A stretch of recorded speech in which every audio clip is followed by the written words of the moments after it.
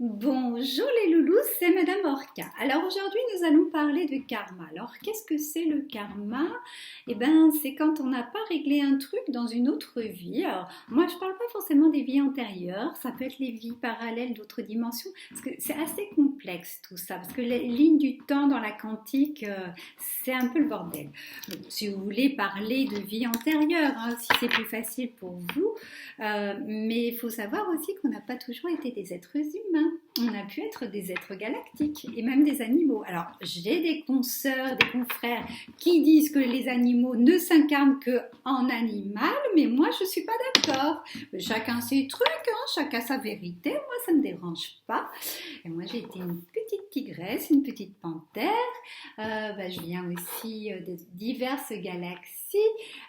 Voilà, ça, je garde un petit peu secret ma vie intime de mon karma, mais voilà, donc je vais vous en dire un petit peu plus parce que savoir ce qu'on a à régler maintenant par rapport à ce qu'on n'a pas réglé dans une autre vie. C'est pour ça que c'est bien de finir des chapitres.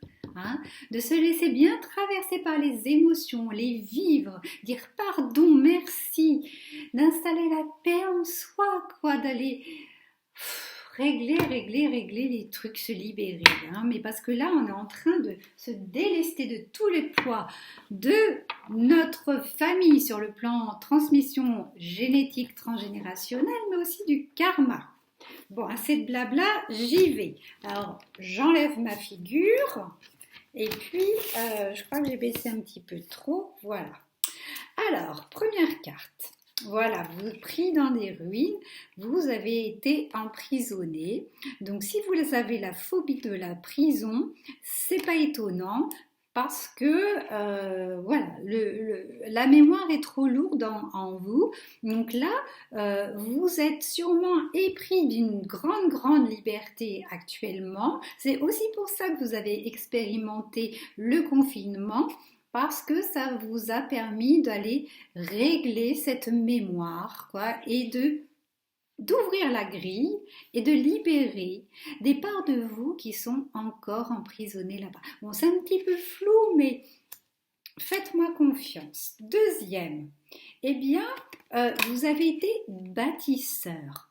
Hein, c'est pour ça que là, si votre travail intellectuel est coince, c'est parce que votre corps a ses mémoires karmiques en vous et a besoin d'être utilisé en tant que tel. Vous avez besoin de faire une activité physique. Alors, vous n'êtes pas obligé de faire une reconversion professionnelle, hein, pas du tout. Vous n'êtes pas obligé de devenir maçon, charpentier, même peintre en bâtiment, etc. Hein.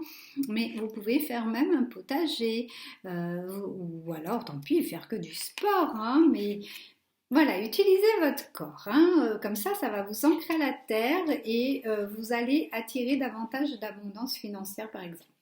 Vous avez été un guetteur. Alors, si vous avez des problèmes d'insomnie, eh ben, c'est pas étonnant parce que souvent, on a été aussi veilleur de nuit et la peur qu'un danger arrive, ça réveille encore dans cette vie actuelle, quoi. Il y a des répercussions.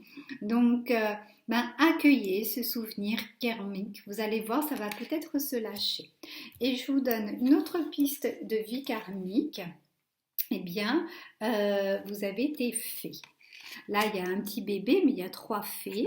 Et donc, vous avez aussi quelque chose en vous de fée. Alors, c'est possible que vous fassiez beaucoup de bien autour de vous sans rien faire de particulier, mais vous avez des énergies comme ça de fée. Bon, j'espère que ça vous aura éclairé. Peut-être que j'en referai d'autres, hein, parce que je pense que là, actuellement, il y a beaucoup de vieilles âmes, hein, parce que on a une grande de mission, c'est tellement égaré là qu'il est temps qu'on remette, je le dis à chaque tirage, peut-être guidance ou intervention, mais la paix, l'amour, la paix, l'amour.